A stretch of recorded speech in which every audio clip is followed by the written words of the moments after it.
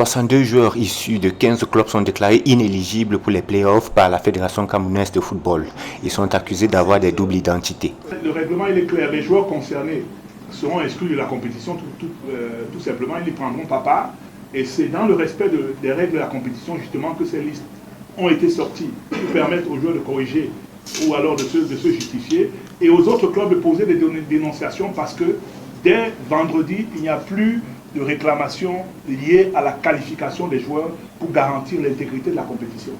Déclaré plus jeune joueur de la dernière Coupe d'Afrique des Nations en Côte d'Ivoire avec ses 17 ans, Nathan Douala, le joueur de Victoria United, figure parmi les joueurs épinglés. Ce joueur a effectivement participé à la Coupe d'Afrique des Nations et dans notre système TMS, il n'avait aucun problème. Il figure sur la liste qui a été publiée de manière provisoire parce que nous avons reçu une dénonciation le concernant et nous sommes en train d'examiner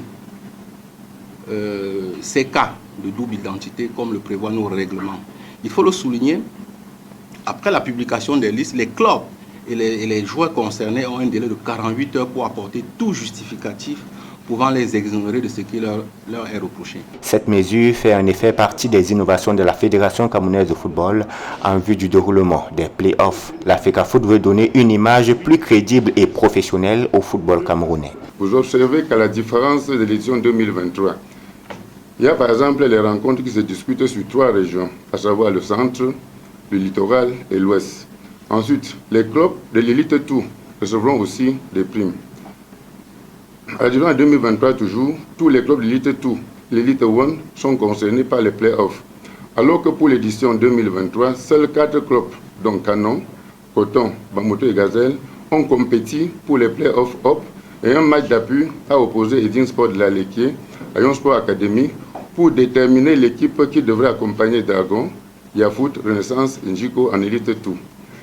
Il faut aussi observer que la meilleure association des supporters des clubs aura aussi un prix exceptionnel.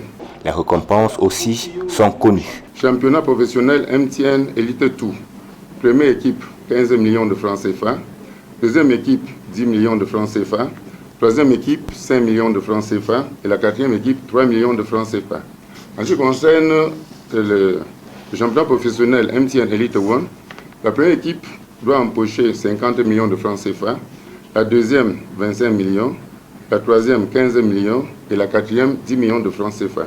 Soit un total de 133 millions pour galvaniser les joueurs. Les rencontres dans les différents championnats se dérouleront du 15 mars au 21 avril 2024 dans les régions du centre, littoral et ouest.